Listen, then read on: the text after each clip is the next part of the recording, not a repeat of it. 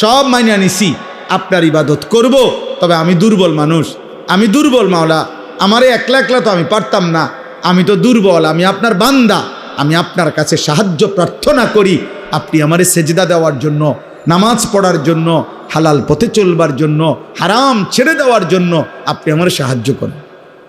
আল্লাহ বলেন, বলে আব্দি মা সাআলা, দিল থেকে চাইলে আমার বান্দা যা চাইলো আমি তাই দিলাম। এ শেষ কথা। অতএব খাদিজাতুল কুবরা এই বালিকা মাদ্রাসায় আজকের এই মুবারক মাহফিলে সূরা ফাতিহার মাধ্যমে আমরা আপনাদের কাছে এই কথা বুঝাইতে চেষ্টা করলাম, এই সৃষ্টির সবকিছু কার? অতএব প্রশংসা কার? অতএব গোলামি করা উচিত কার? সাহায্য চাওয়া উচিত কার? কার কাছে? আল্লাহ। অতএব ছেলেরা, বাবারা, আমরা চিৎকার করে গেলাম, বলেই গেলাম, এটাকে শুধুমাত্র বক্তার ওয়াজ মনে করো না, কেউ একজন নিজের জীবনে পরিবর্তনের সিদ্ধান্ত নাও। বাবারা, আপনাদেরকেও বলি, চায়ের আড্ডা, আপনারা বিড়ি সিগারেটের আড্ডায় যাবেন না। আপনার বাকি হায়াত তসবিহ পড়েন, কোরআন পড়েন, দিন মানেন। আর প্রত্যেকটা বাবা মা আপনারা আপনাদের ছেলে, আপনাদের মেয়েকে দিন শিখান। মুসলমানের সকলের উপরে দিন শেখা ফরজ, ফরজে আইন। অতএব আপনার মেয়ে 3 জন, কোরআন শিখবে 1 জন, তো বাকি 2 জনের জন্য ফিডা খাইতে আপনি রেডি থাকেন।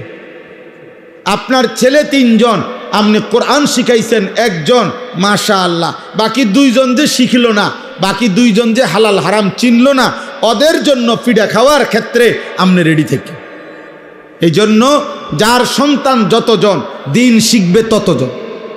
কথা বলে না, কতজন? যার মেয়ে 3 জন, কোরআন শিখবে কয়জন? যার ছেলে 3 জন, কোরআন শিখবে কয়জন? সবাই সবাই সবাই, আলা কুল্লি মুসলিম, প্রত্যেক মুসলমানের উপর। এই জন্য আলহামদুলিল্লাহ আমার প্রিয় ভাই মৌলানা নজরুল ভাই, আমার প্রিয় ভাই মৌলানা লোকমান হোসেন ভাই, ওরা 2 জন আলহামদুলিল্লাহ আমি প্রত্যেক বছর দেখি আমার কাছে এই মাহফিলটার জন্য একটা ডেট দিবার জন্য 2 জন একসাথে যায়, মহব্বত করে। আলহামদুলিল্লাহ আমার বড় তামান্নার কথা হইল আপনাদের কাছেও সর্বোচ্চ নিজেরা ছাড় দিয়ে হইল, নিজেরা মিল মহব্বতে থাইকা ইখলাস ও তাকওয়ার সাথে গুনাহমুক্ত পরিবেশে কোনো